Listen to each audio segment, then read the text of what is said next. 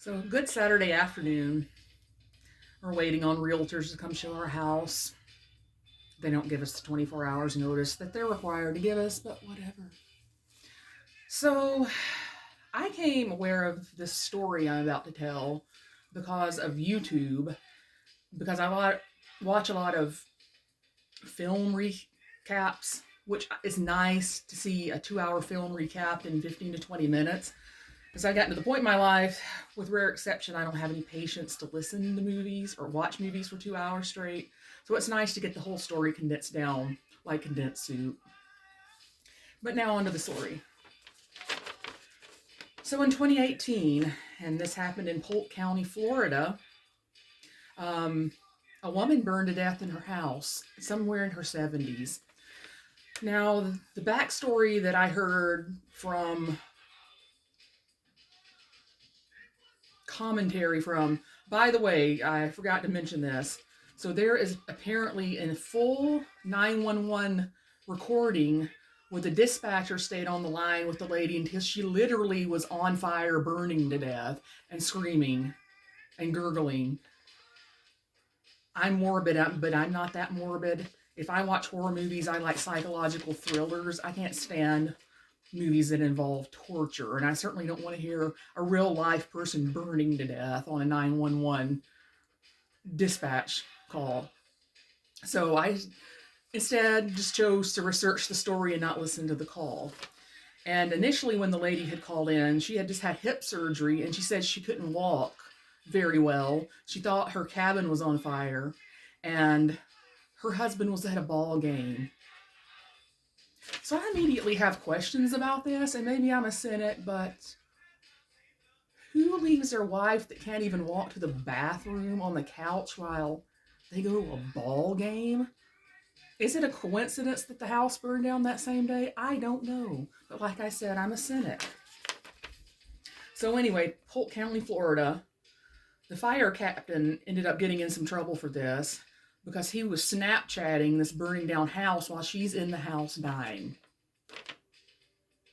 But it's a multi-layered like problem that happened that day. Um, the dispatch call lasted approximately 20 minutes, after which time the victim, whose name is Loretta Pickard, became unconscious. So the problem is that the woman working in 911 obviously didn't have sufficient training, and she was reading off a checklist of questions to ask instead of using critical thinking skills. And she was not relaying to the firefighters that she was still on the line with Miss Pickard while they're at the scene. The problem is that the police chief initially comes and takes hold of the scene, and there's some kind of protocol that they use consistently unless they know for a fact there is a person in the building that is burning down, that they can bypass it. And it's called, let's see if I can find it real quick. Something called two in two out protocol. But it's supposed to be disregarded when it is known someone is trapped inside the burning structure.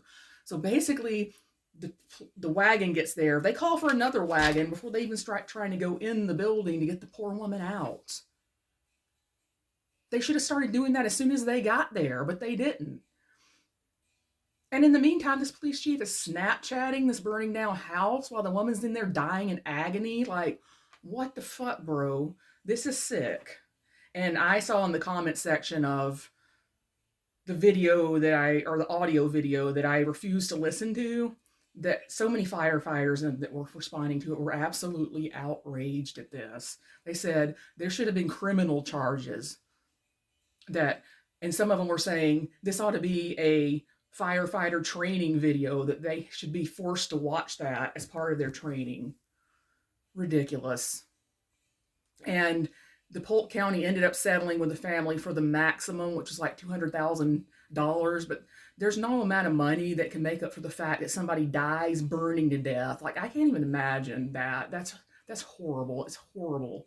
And it's like something out of a freaking, like I said, horror movie. It shouldn't be something that happened in real life. Yes, sometimes people burn to death, but that amount of incompetence is just unacceptable. Unacceptable. Anyway, we got realtors coming at 2:30. I'm glad I was able to quickly wrap this one up. And so I said in the previous video that the last Wednesday we had to go down to H&R Block because we're having an IRS problem.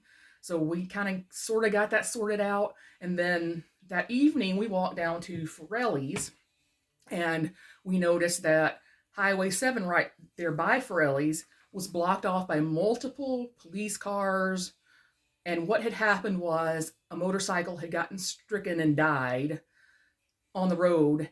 And as it turns out, the culprit that hit the motorcycle guy is a 90-year-old woman. So I had another subject in mind for episode 4 of the Morbid Files, but I'm going to change it to basically what is a very quickly upcoming epidemic, and which is a public health crisis.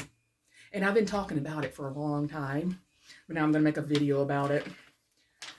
Basically, it involves that we can't think past the end of our nose about the future in this country of the United States.